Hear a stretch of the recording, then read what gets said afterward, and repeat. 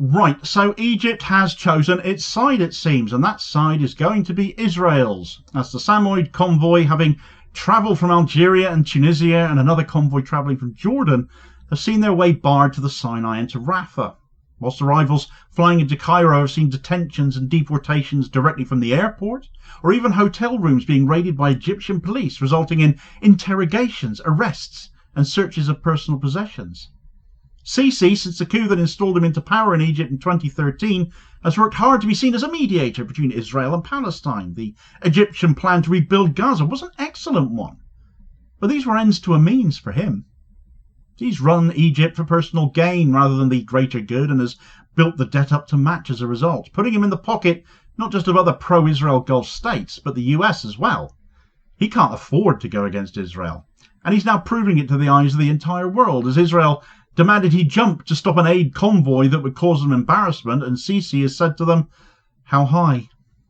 Right, so the Samud land convoy that arrived to such great fanfare in Libya on Tuesday, as well as those flying into Egypt to join up with them supposedly yesterday before the big push into the Sinai, an unprecedented global effort to stand against the genocide in Gaza, has run into a wall, not one built by Israel, but being enforced by Egypt on Israel's behalf. An estimated 50,000 people from more than 80 countries, including lawyers, doctors, artists and activists, many of whom paid their own way to get there, prepared to march in the Global March for Gaza, a massive land convoy dubbed the Sumud Convoy, joined by all these people flying in from all over the world, together aimed to raise awareness of Israel's starvation campaign and sustained bombardment of the Gaza Strip. Their goal was not to breach borders or smuggle arms or provoke violence at all. It was, and remains, a moral act of international solidarity with the people enduring starvation, displacement and mass death under siege. And yet Egypt, who are so often portrayed as a neutral mediator in the Israeli-Palestinian conflict, have blocked their way, stopped them from progressing any further. In doing so, Egypt's President Abdel Fattah el-Sisi has not just erected roadblocks in the Sinai desert, he's effectively declared allegiance with Israel's war objectives. Not that this will surprise many familiar with his regime. Through detentions, deportations and intimidation of international activists, Egypt has made its position clear. It will not allow the world to witness or protest the slow genocide unfolding in Gaza, because they will do what Israel wants them to at the end of the day. The Global March to Gaza was a bold, non-violent initiative to raise the alarm about the genocide Israel is enacting in Gaza. It was conceived as a people's movement, organised, funded and populated by civilians from all over the world from all walks of life. Egypt, for their part, has responded with a heavy hand, detaining more than 200 activists from around the world, including citizens of Algeria, Australia, France, Morocco, the Netherlands, Spain and the United States, amongst others. Police raided hotels in Cairo, arresting foreigners, seizing passports, interrogating them and inspecting their belongings in a blatant attempt to assess whether they were planning to join the convoy and what their plans being in the country were. Others were stopped at Cairo International Airport, held for hours without explanation, and deported soon after. It's not the behaviour of a neutral mediator, as you might have come to the conclusion of already. This is the behaviour of an enforcer of Israel's policy of isolation towards Gaza.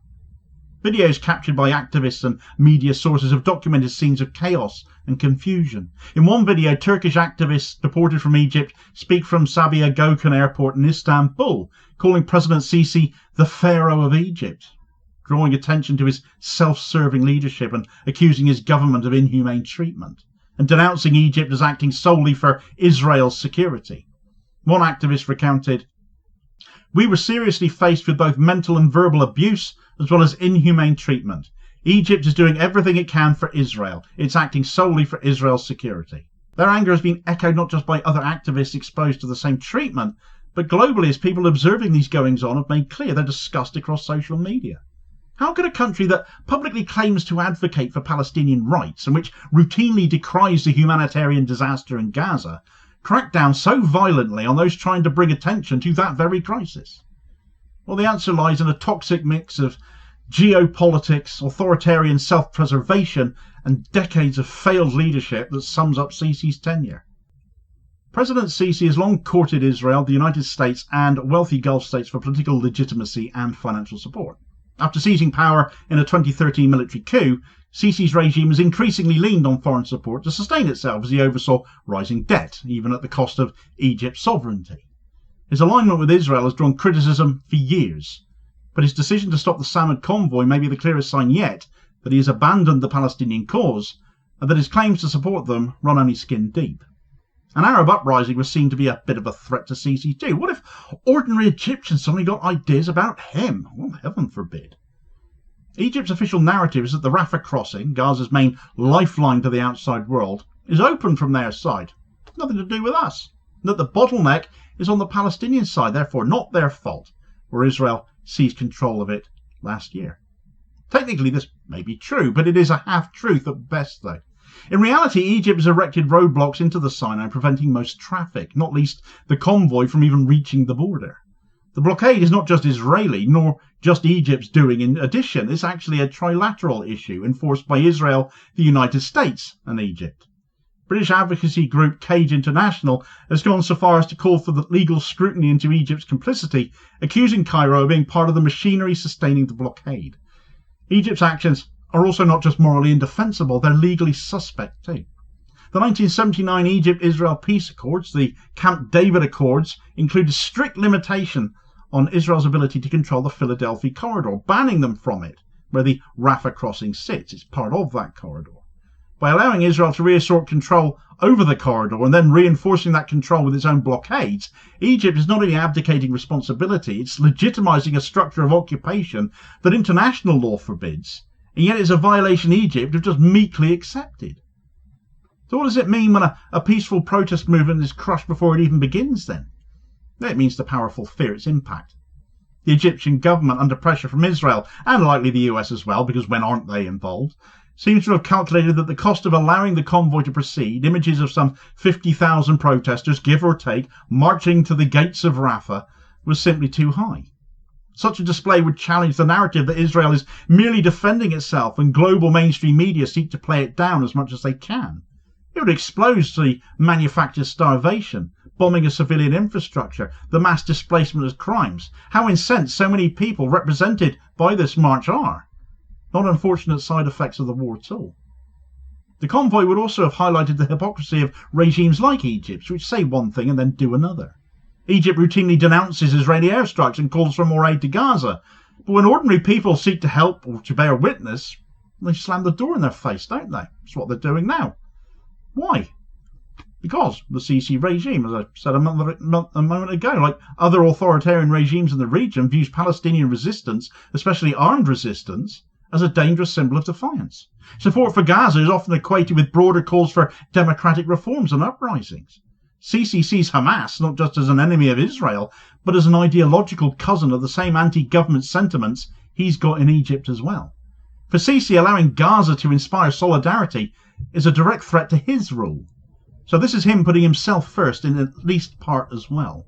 And yet there are limits to how far Egypt can go aside from the financial and political ties Sisi has hog-tied himself in.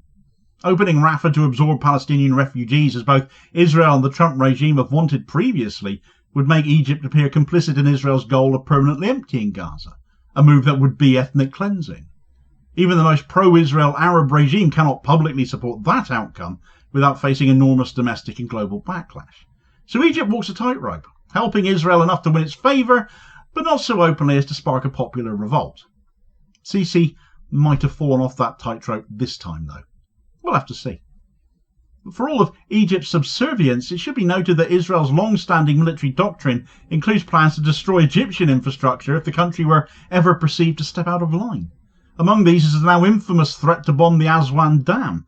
It's not a relic of the past. In the current geopolitical climate, especially following Israel's overnight strikes on Iran, as we've just witnessed, it's a serious threat that Egypt have got to take seriously. If the dam were breached, tens of thousands of Egyptians lie in its wake. Its role as a buffer state between Gaza and the rest of the Arab world has always been conditional and deeply constrained. But complicity is still a choice. If Egypt were genuinely interested in a stable and just resolution to the Israeli-Palestinian conflict, it would uphold the peace treaty's provisions that protect Palestinian autonomy and drive Israel out of the Philadelphia corridor, where they have no legal right to be in Egyptian law, never mind international law. It would welcome, not persecute, those who seek to aid Gaza. It would pressure Israel to lift the siege, not do its dirty work for it. Instead, it criminalises solidarity with its mistreatment of activists flying in and convoys stuck at its borders. Human rights groups, legal organisations and the families of detained activists are calling for transparency and accountability. But the largest silence from world governments is deafening. There have been no major diplomatic consequences for Egypt, no threat of sanctions, no calls for Sisi to release the detainees. The main backlash he will face will be internal.